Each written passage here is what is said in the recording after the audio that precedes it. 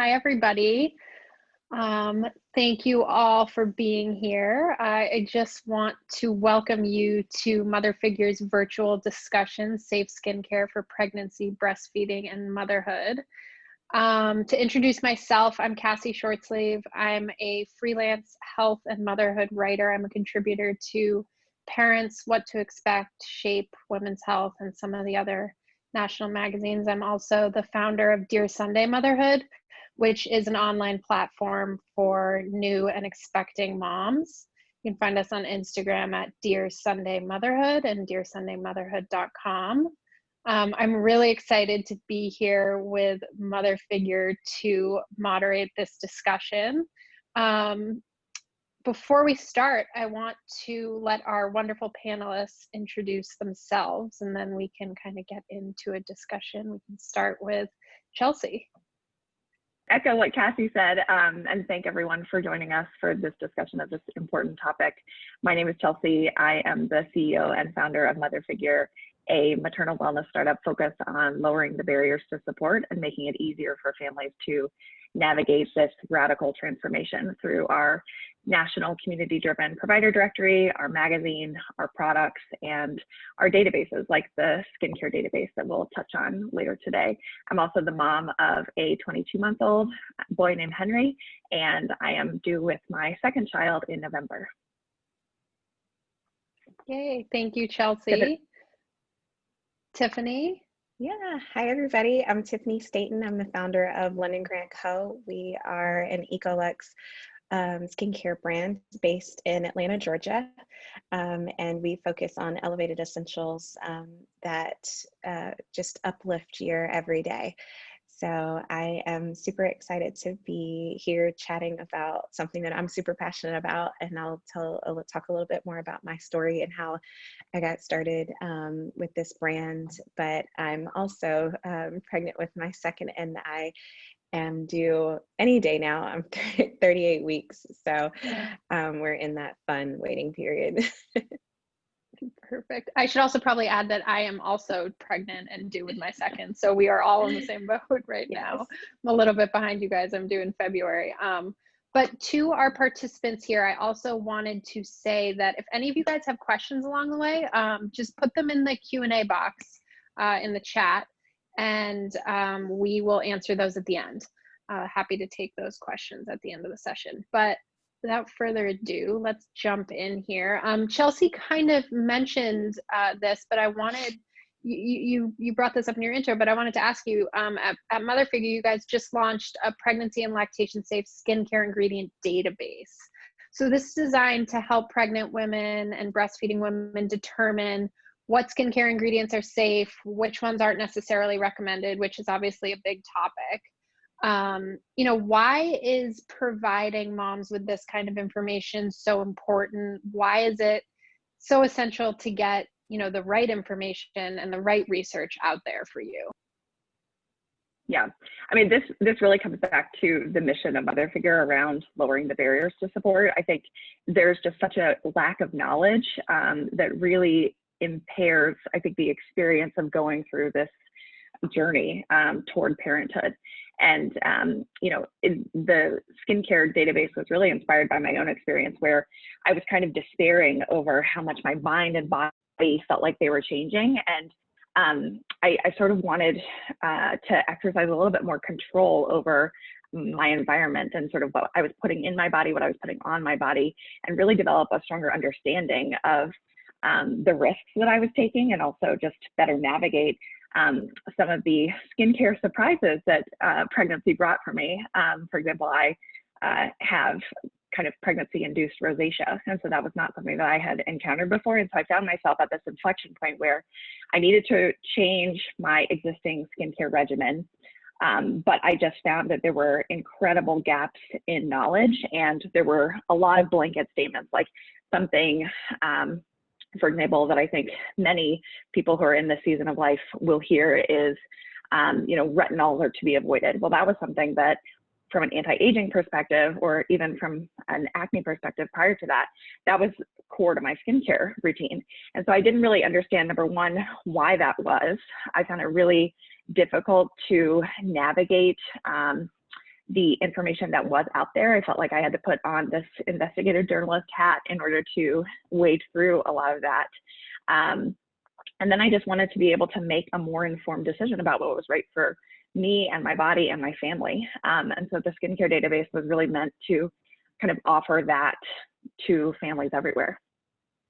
And can you tell us a little bit about what it looks like? What can people expect when they go on there? You know, how does it differ from, like you said, you know, a lot of us wind up in this crazy Google search that just winds up stressing us out. What can they expect when they go on the database? Yeah, so I think fundamentally what they will not find is a lot of the fear mongering that exists out there. I think we like to consider these things as on a spectrum. So we want to provide people with the knowledge that exists stemming from the research that's out there and really what we know. So a fact-based, evidence-based information repository, and then some guidance in terms of how to view this information in the context of the decision that you make. Because I think a lot of times we feel kind of disempowered in this season of life where we're just told, yes, you can do this, no, you can't do this. And instead, what we want to invite at Motherfigure is just this awareness that the decision will look different for different people. And so we are supplying the core information on active ingredients in skincare. We are soon adding specific brand names and things like that.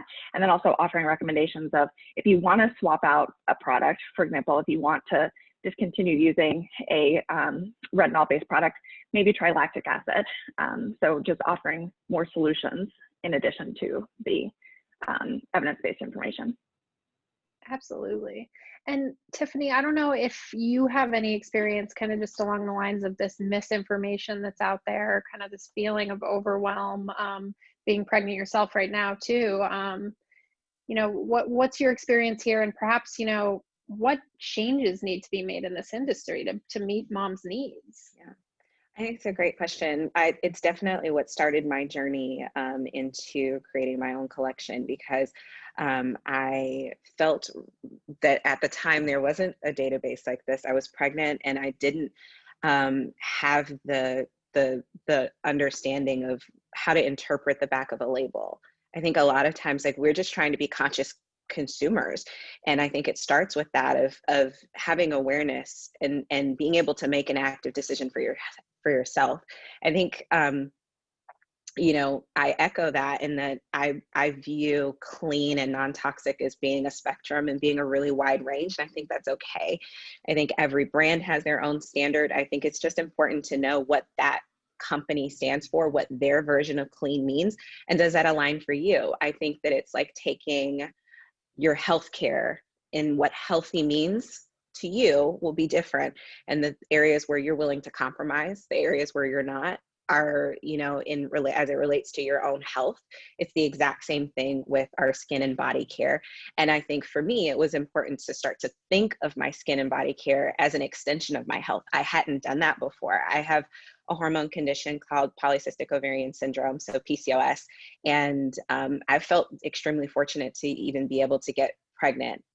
We had fertility support the first time, and we were fortunate enough to get pregnant on our own this time, which was very unexpected. But I made a lot of changes between my first and this time as it relates to my diet, and also my skincare, and the things that I was exposing myself to on a day-to-day basis began to just change over time. But it was because I became a conscious consumer. And so I think that over time, the industry starts to change and request and demand transparency. So rather than saying just things like fragrance, like included, or essential oil blend, what is that blend? And is that safe for me as a pregnant woman? Because not all essential oils are deemed to be safe. Some can actually induce early labor and are kind of known to do that. And then others, just there's not enough data. And sometimes that's the case, is that there's just not enough data. And because of that, you're able to make that decision for yourself with your practitioner. And I think that for pregnant women, that's always like a general statement of like, do this and make this decision alongside a practitioner because you are under guidance and receiving support, and you always want to be making that decision for you and your baby. And so I just think that it's so important to have the information out there, be able to vet that through a physician. Also, just understanding that a lot of it there won't be a lot of research on it. So your threshold as a mom, as a new mom to be, maybe lower. You might say, you know what, I'm going to err on the side of caution because I don't know. Or you might say, you know what, this is my third kid. We've been there, done that, and I feel really comfortable and safe with this. And I think that each time you do become a little bit more comfortable and more confident in your own decisions, because you have been there. And I think when people kind of start this pregnancy skincare journey, or even products that are safe for lactation, sometimes it tends to start with a problem, right? Or an issue you're trying to solve. So Chelsea mentioned that she has rosacea this time around. I think other women, notice these skin things pop up. And I know you Tiffany, started by trying to solve a problem of stretch marks. Yeah. And from there, it kind of becomes this more holistic journey, like you were saying, that, the skincare, you want to find skincare that doesn't just, positively impact mom, but that works for the whole family. So can you kind of talk a little bit about that journey and how your company has evolved? Yeah. When I first started, I was just trying to prevent stretch marks. I have it because of my hormone condition. I have a history of eczema and really, really bad acne. And it's actually, I think because of my hormones, I actually experienced a different side of things than what a lot of pregnant women experience, where their acne flares up. For me, it actually calms down and my skin becomes clear. I get that like glow, and I'm thankful for it because it's a short window. But my hyperpigmentation, so like dark spots and stuff like that, start to flare up. But I was really just trying to prevent stretch marks, and I thought I was using a really safe belly cream, and I turned it around and realized it was, full of a lot of synthetic versions of the things that I thought that I was, getting these benefits of. And what I've learned over time is that African American women, or women of color in general, are exposed to more synthetic and toxic ingredients than any other demographic. And so we're exposed, it can be up to 500 toxic ingredients throughout your routine, from hair to face to body. And so I just knew in that moment, I was like, I need to dig into this. I want to learn more. And there wasn't anything out there. So it took hours and hours of research, and then me coming up with this really pared down formula. And from there, having my son and then being able to use the exact same thing, and then having friends that had kids. And that was always the question that came up, like, hey, can I use this on them? Absolutely. I have videos of like my son literally digging his hands into a batch of body butter that I've had to throw out because he just has it all over his face. And it has cocoa butter that you could literally cook with. And so that's my level of clean, right? It's like, if I can eat it, if I can consume it internally, I feel that it's safe for my body. And I wanted something that was going to be safe for the entire family. So I chose to create a collection that doesn't have any fragrance. And I feel like that's actually really difficult to find. I don't know about you guys, but I've become really sensitive to fragrances. I have had to throw out all of my husband's deodorant. And everything has to be either near fragrance free or maybe it's citrus. But there's very few things that I can actually tolerate. And so it's really nice to have options as a pregnant woman that are fragrance free, and they just aren't really out there. And so I just wanted to have something that had a lot of versatility and range for the entire family that I could use on my face and my baby's butt.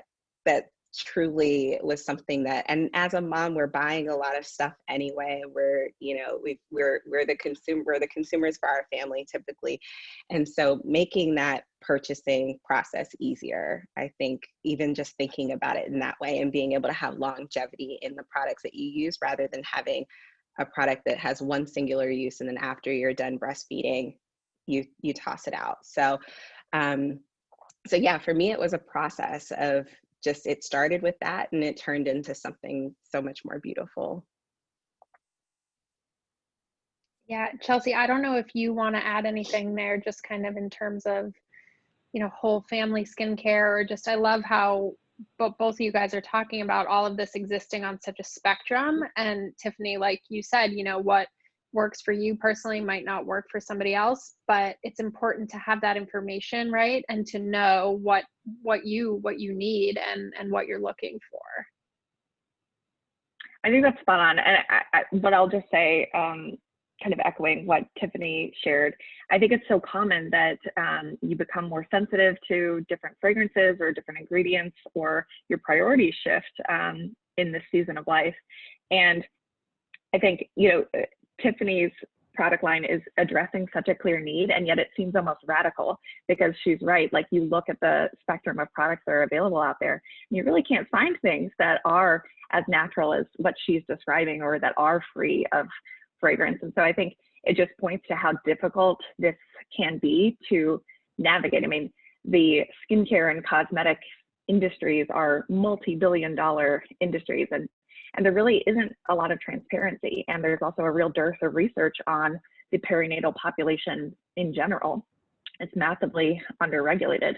And so I think a big part of the priority here is just to raise some awareness on the lack of research that exists out there, and shine a light on some of the different things that are actually available and emerging, like what Tiffany is building. And to your point, I also feel like there are so many different, also often misleading buzzwords in clean, quote unquote, beauty marketing. We hear natural, we hear non-toxic, we hear clean. They don't all mean the same thing. They don't necessarily mean that the products are safe. Can you kind of share your perspective on that? How does a soon-to-be mom or a new mom navigate that? I know Tiffany has a lot of thoughts on this, so I'll kick it over to her in a second. But I think, what we try to do is to kind of strip things away from the buzzwords, because I find that increasingly they don't hold meaning for people. And even when we think about natural, as Tiffany said, essential oils are often natural, but that doesn't mean that they're safe. And so kind of breaking things down to their most basic elements, and really getting at the core of what we do know about safety and ingredient knowledge is really how we approach things, and strip away this notion of something being non-toxic or natural or clean, because I think until there's more consensus in the industry, or until those words are kind of infused with real standards, we don't find a lot of utility in leaning on them, unfortunately. And they can ultimately create some kind of fear among new moms, right? You mentioned earlier just fear mongering in general, which could be applied to so many different parts of pregnancy and new motherhood. But I think that that's something that's important to you, to not kind of perpetuate that message of fear for new moms. That's exactly right. And I think also I try to cultivate more of a judgment-free zone, where my line is maybe different from what someone else's is. The discomfort that a skincare condition might create may well justify using something that for someone else wouldn't be right for them. And so I think we just need to invite a little bit more awareness of this existing on a spectrum, as we chatted about earlier. Yeah, and Tiffany, give us the beauty insider perspective here too.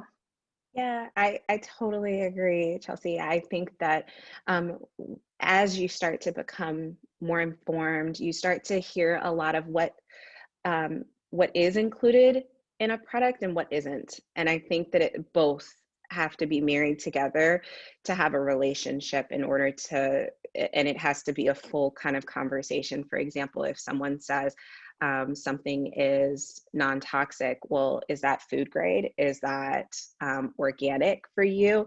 For me, for example, I don't need a product to be 100% organic for me. I love it if it's organic forward. You may also want a product that's fair trade, but a product that's fair trade can go through a process that's a chemical process for whatever that plant-based oil that's extracted is. You just really start to get into, does it have artificial colors? Are you okay with using glitter? I've found that for me, cleaning up my makeup has been one, and it's something that I hear consistently from women. You may clean up a lot of the things in your home, in your life, the things that you use.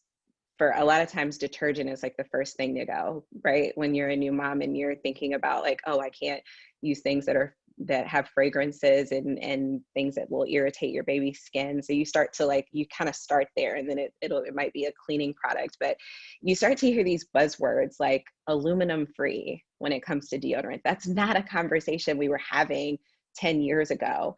But when breast cancer numbers started to increase and we started to have more awareness of the linking between breast cancer and aluminum in our products, then all of a sudden everything became aluminum free. And then you'd have brands that had some products that had aluminum in it and some that don't.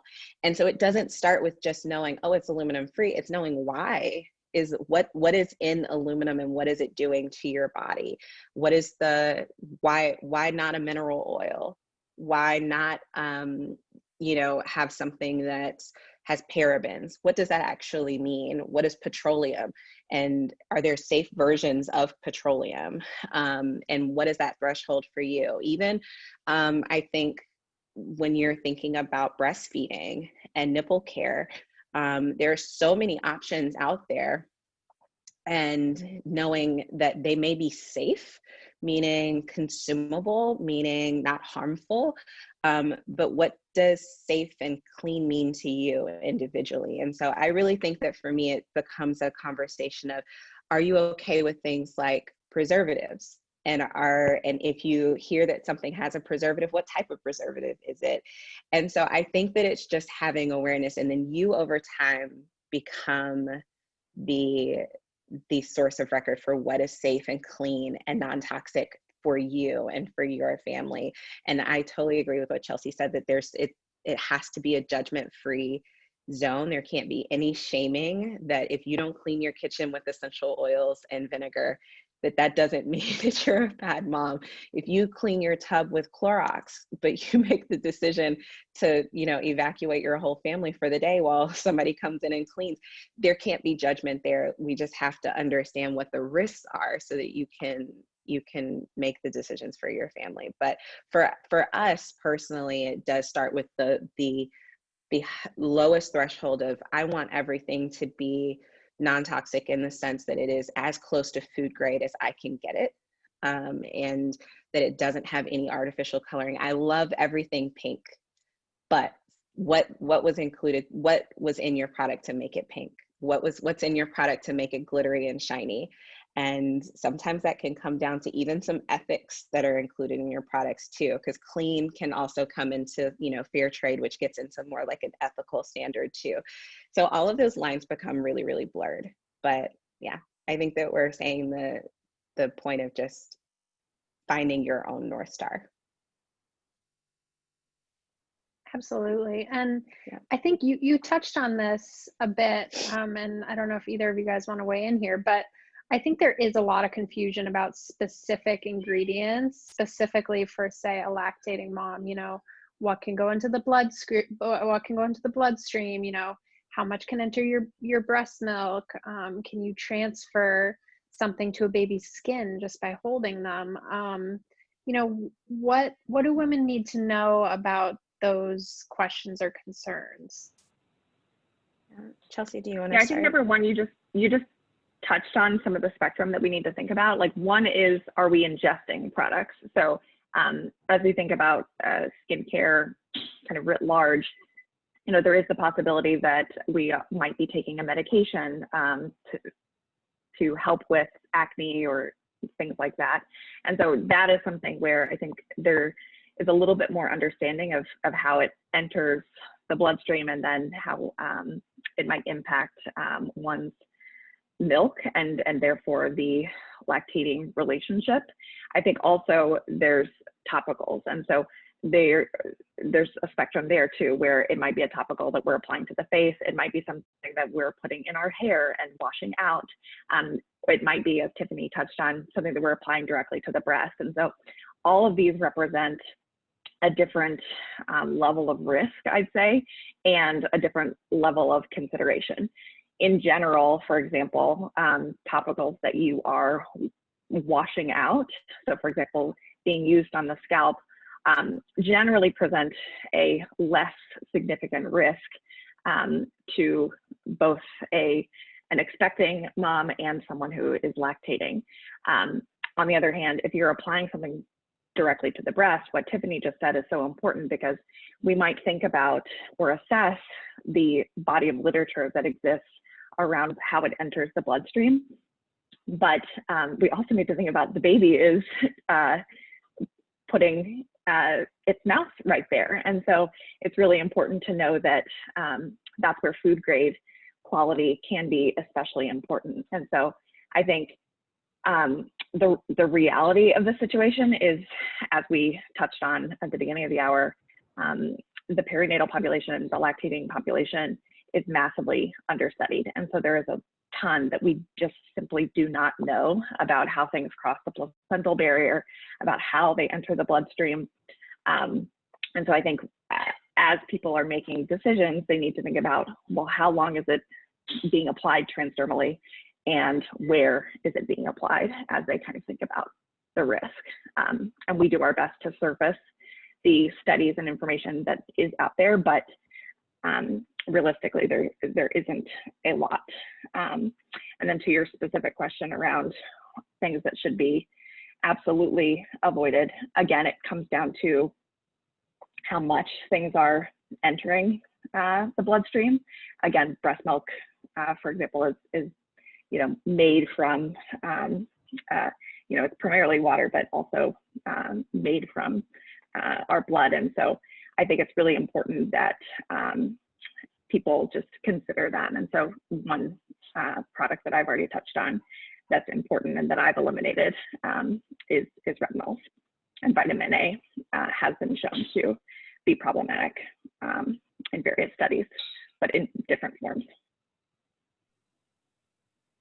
And I feel like as well, adding to that, I think sometimes it's the frequency and the volume in which something is being used. So it may be that, for example, I would liken it to if you have a glass of wine, that one glass of wine they say is safe, right, during pregnancy, and you make the decision on whether you choose to have that one glass of wine once a month as a pregnant woman. But if you are drinking a glass of wine every day, there's a difference, right? And so it's the frequency and the volume of use that you're constantly introducing something into your body, and you just don't have awareness. And what ends up happening is your body actually will generate and create a tolerance to that. It will start to show and appear as though your skin is showing some improvement, when what really could be beneficial for you is actually going through a detoxing process. So I actually find that the time when you're pregnant and during postpartum is a perfect, amazing time to just start to detox your routine as best you can and see what your skin will do during a short period of time. And just give yourself, especially during quarantine, maybe you're not seeing people as much. And so it can be a time to say, let me try oil cleansing my face for, a month to see what happens, rather than using, a 5-step acne routine. You could give that a try and see, your skin will go through the detoxing process of your acne will worsen sometimes when that happens, but it's I think an option. But more than anything, I think that it's the compounding interest of using something over time that can have an even more significant effect. Usually they tell you not to worry if you did it one time. I remember I had some hibiscus tea one time really early in pregnancy. I don't think I knew I was pregnant, or maybe I didn't realize hibiscus was supposed to be a thing. And I just remember kind of freaking out about it. And then I was I had to really talk myself off that ledge. Okay, I had one cup of tea and I will be fine. Like, it's not going to send me into early labor. I really had to talk myself through that. And so, but if I were unaware and I was eating sushi every single day, what does that actually look like over time, and what is the risk of that? So yeah, I think it's a really healthy conversation. And I think that just being pregnant during a pandemic is already hard enough, and so if you can give yourself time to kind of detox and clean up some things that you're doing, I think this is a great time to try. So I love that idea of the kind of skincare detox during pregnancy, especially now because so many people are at home. So you touched on it a little bit, but how would somebody kind of start to do that? You know, would they just look at their current skincare regimen and start taking stuff out? How does it kind of look in practice? That's a great question. And I think that it can look different for everyone. So I could start with kind of what that looks like for me. And so one of the things that I started to notice was that I had kind of this 5-step acne care routine.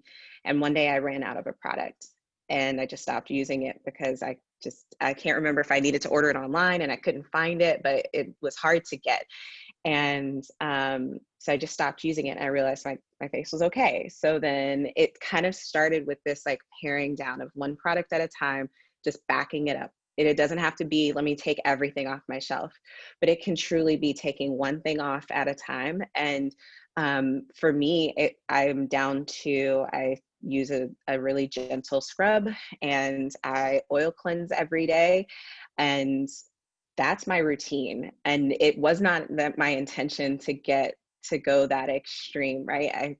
I also changed some things in my diet as well after having my son, and after I stopped breastfeeding, I transitioned to a plant-based diet, and I noticed how much that made a huge difference in my hormone levels as I get my blood work checked pretty frequently because of that. And I noticed that, over time, both of those things contributed to generally clearer skin. But I realized that that's my story and that could look very different. And sometimes you need more, that just stripping away doesn't always help, that you really do need some medicated support for your skin.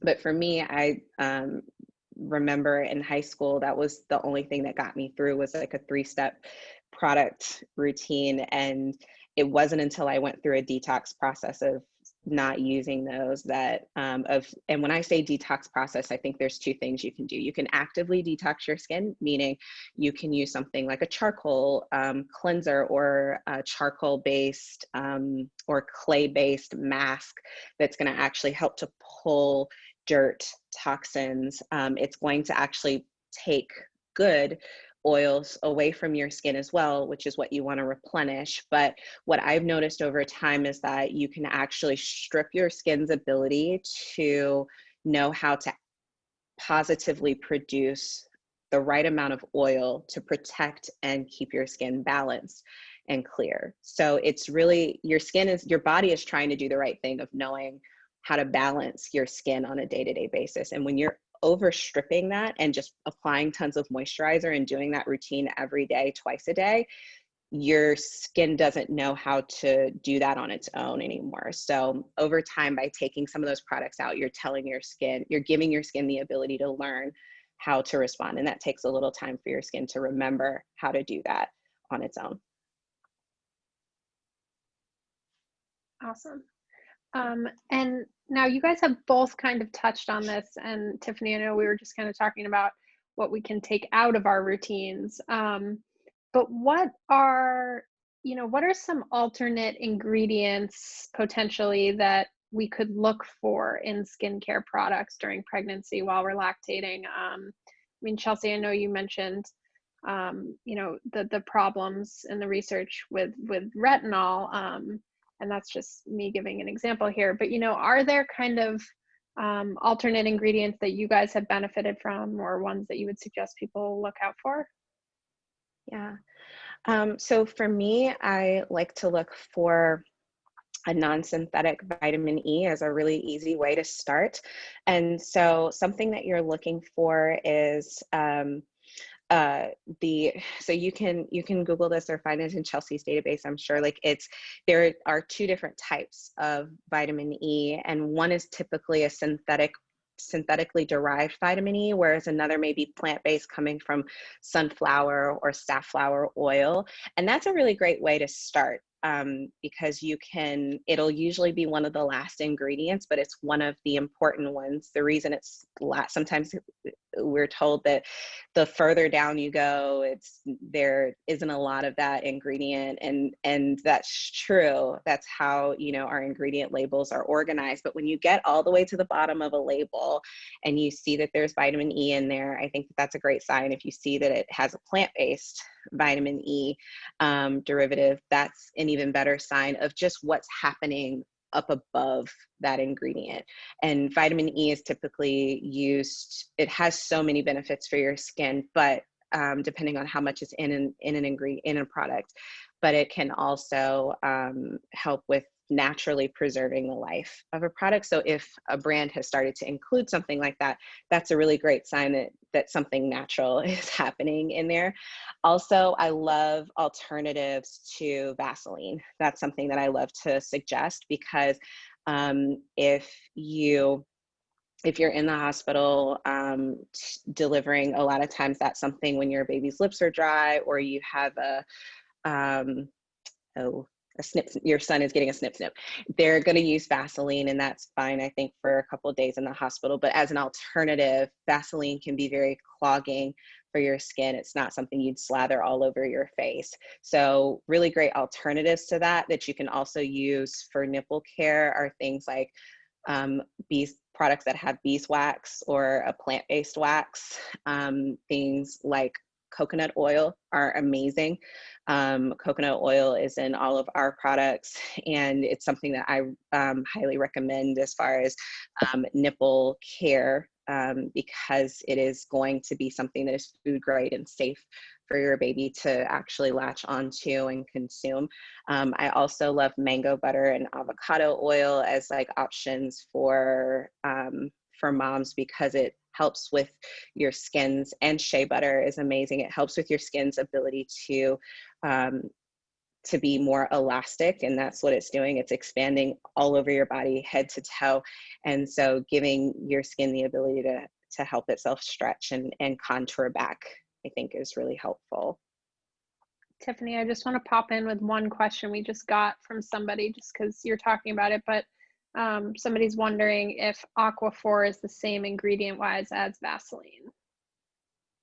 I'm actually not sure if it has. What you can look at if you have Aquaphor, on the back of the packaging, if you see petroleum, then it's going to have somewhat of a same derivative as Vaseline. But really amazing alternatives for Aquaphor are mango butter, shea butter, cocoa butter, avocado oil, and you can add some jojoba oil or vitamin E. I can share some of the products that we carry as well that have all of those ingredients.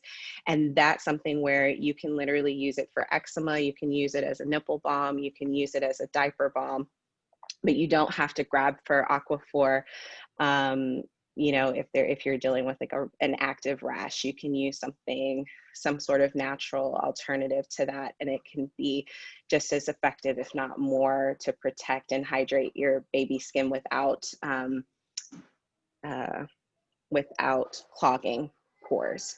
And that's something that, in general, for our skin wants to be open and alive and active and doing its job. And so certain things like petroleum-based products, I typically like to stay away from them personally, just because I know that they clog my pores, and I want something that's a little more open and allows air to flow through.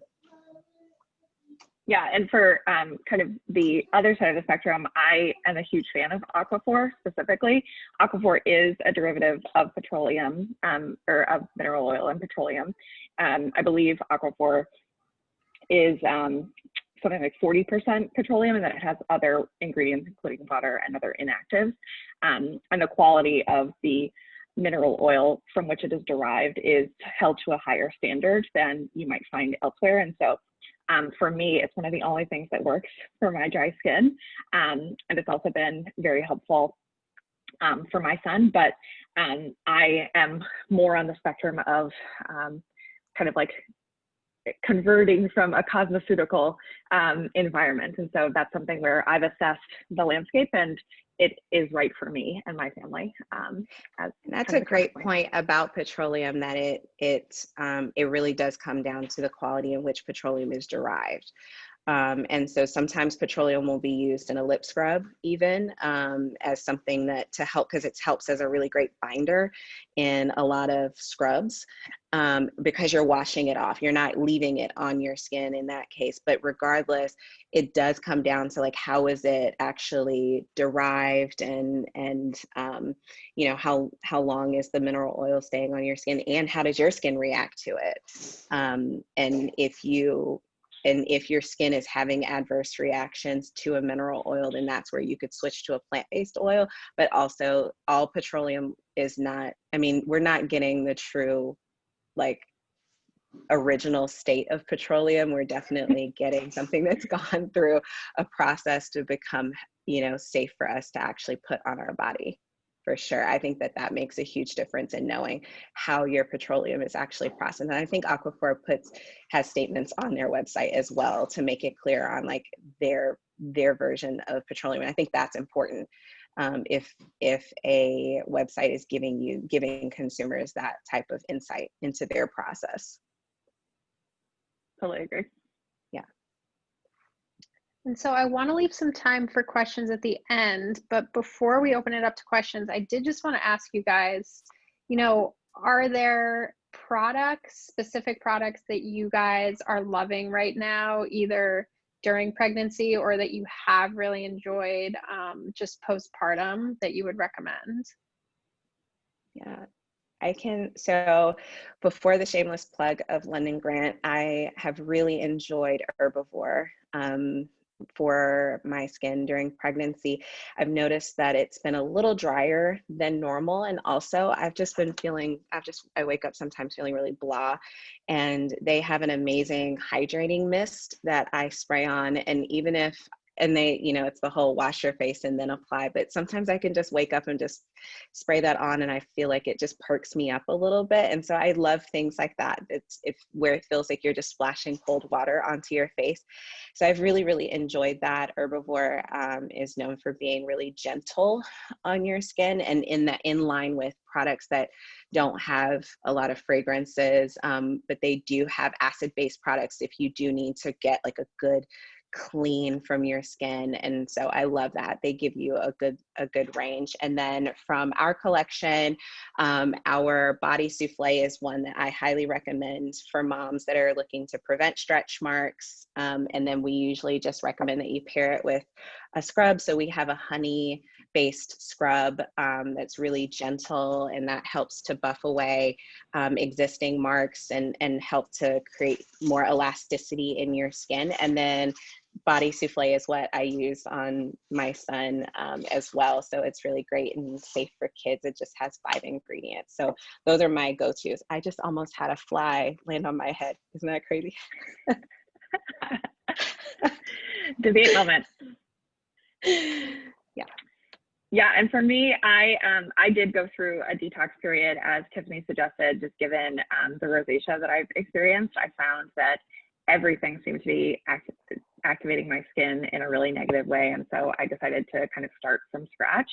I had found that as I got older, it felt like I was just like adding product after product after product. And what I've actually discovered is that I need very few products in order to get through my day. And so that's been really liberating.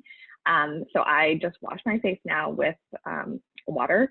I don't even use a product for that. And that exacerbates the rosacea the least. And then, you know, I was really concerned about not having an anti-aging product, not having things to help with pigmentation, but I really found that sunscreen is kind of all I need, and it's the biggest help for me during this period, especially when I'm trying to spend more time outside in a mask and want to be sure that I don't have so many mask jams. So The big change that I've made in terms of my sunscreen is that I don't use chemical sunscreens. I do use more of a physical barrier. So that's a combination of things like hats, but also mineral-based SPF. I specifically use Elta MD's sunscreens. I found that they have somehow managed to make zinc oxide, which kind of stereotypically is applied in this like really cakey white film. They've made it completely translucent, which is great for people of color too. And so that's been my hero product for this pregnancy.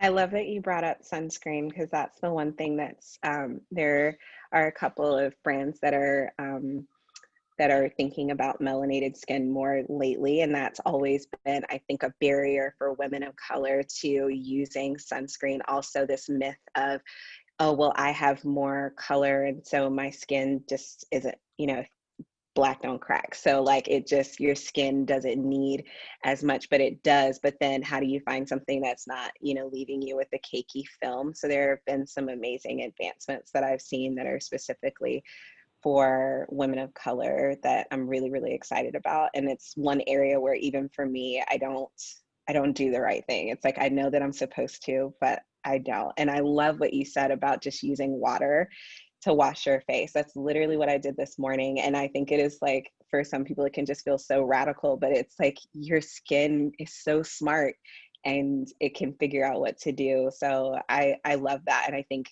like I said before, I think now is a really great time to try less rather than, I think, something that's being pushed to us in our self-care, stay at home routine is like, try more, try all of these things. It's like, just try less.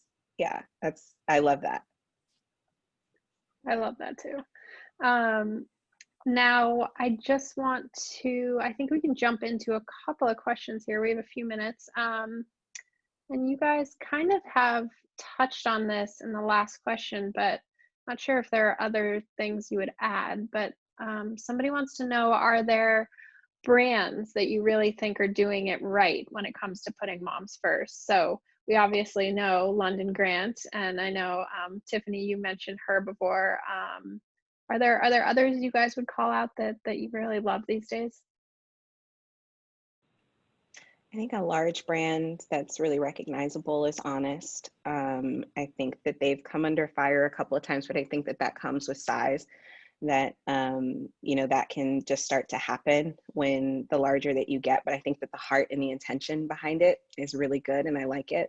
I also love, if I'm really honest, I love grabbing products that are made for babies and using it for myself, because the level of clean and safe is so clear and transparent for the things that are for our kids. And it's just not the same. So I will literally, if it's a bubble bath, literally used my son's bubble bath the other day because it smelled amazing. And I was like, well, this just makes sense.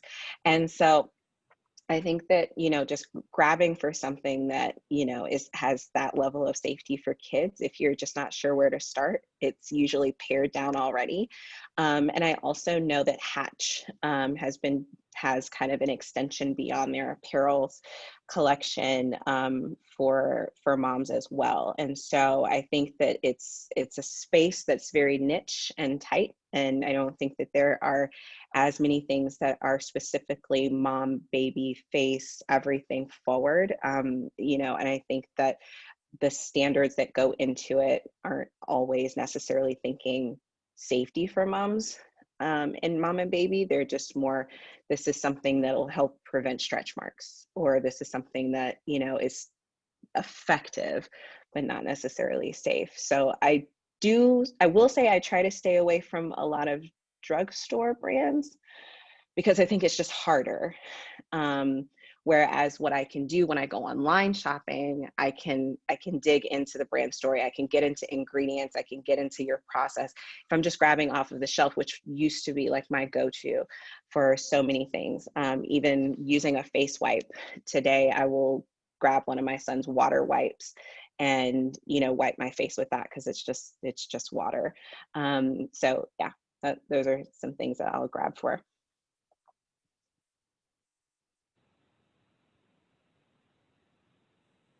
Yeah, I'll just echo what you said. I also really love using products that were meant for babies. I really like California Baby specifically.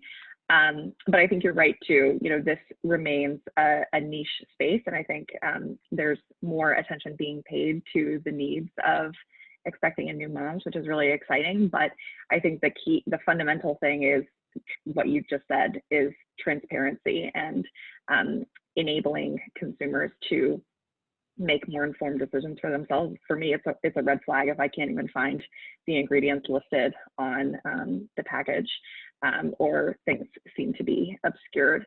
I also think what you address when it comes to drugstore products is really important, because I think one of the underlying themes here is, especially as we were talking about buzzwords, is that many companies charge a premium for things that they deem clean. And so it can be really overwhelming when you start to think about, well, cleaning up my skincare routine costs a lot of money. And that's, again, where I think we need to consider, all these things exist on a spectrum. And so we're not out to villainize any one ingredient or product. And, as Tiffany said too, exposure in terms of length and frequency is really important too. For sure. And I think I have one more question here I was thinking we could close with, just kind of speaks nicely to this season of life that is pregnancy and new motherhood, that can sometimes feel like it lasts forever, but is temporary. But somebody's asking, how soon can you add products that you've taken out of your routine back in, specifically things like retinol? And I know that'll vary depending on if you're breastfeeding, and again, depending on where you are on the spectrum. But any thoughts here on kind of moving on to the next season, if you will?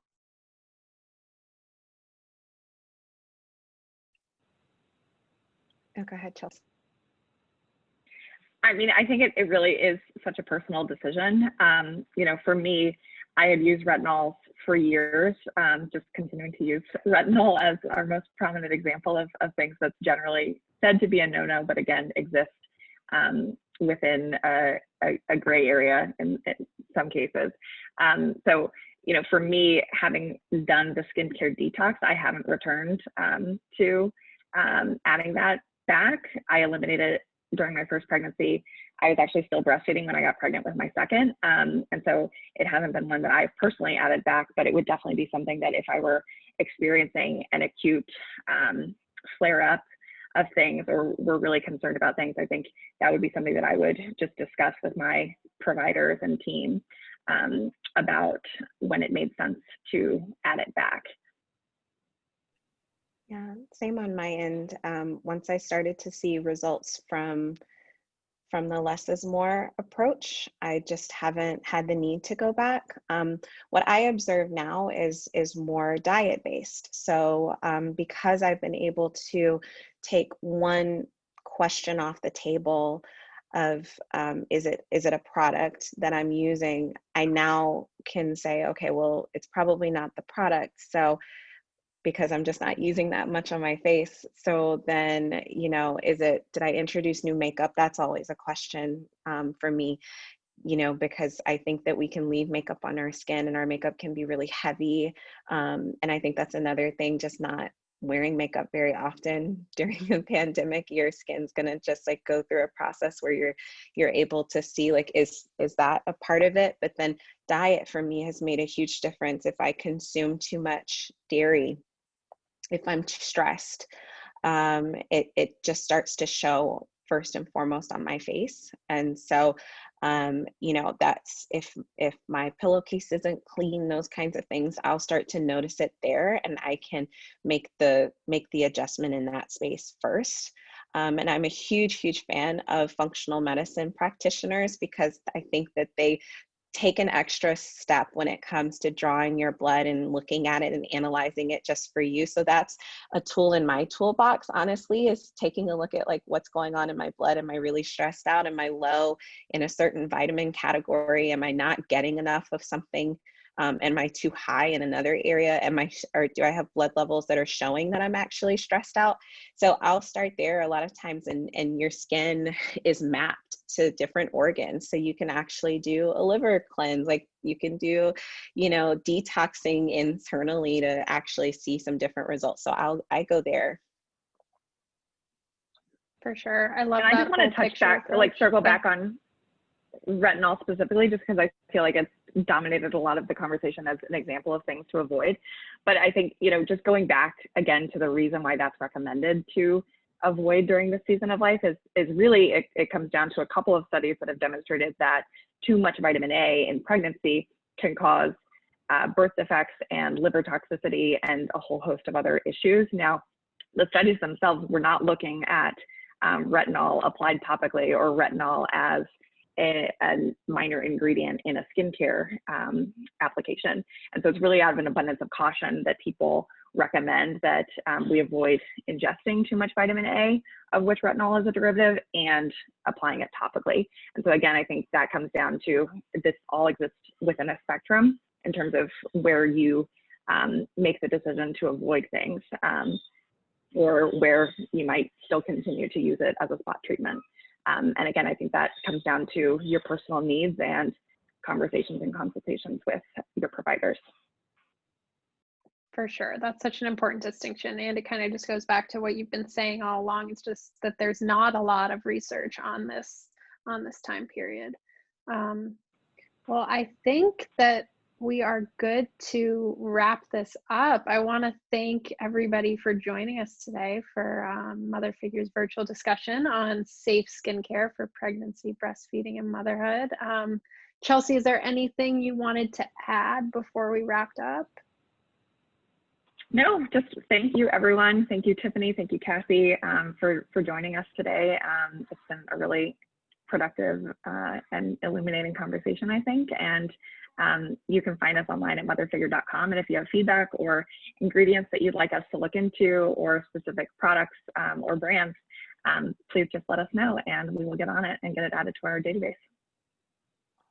Yeah, same. Thank you guys. This has been really fun. I love that we're having this conversation. I don't think I've ever been a part of or even heard this topic being brought up. So I'm actually super excited that we were able to just touch on a little bit of it today. And I feel like just this is like the tip of a much larger iceberg, and it's very specific. We're talking specifically about motherhood, but I think that what's so beautiful is that if you're at the start of your mommy journey, it really is the catalyst for so much more in the way of transitioning how you approach life in so many ways, and skincare is just one of them. So it's such a great time to be talking about this. So thank you guys for just having me.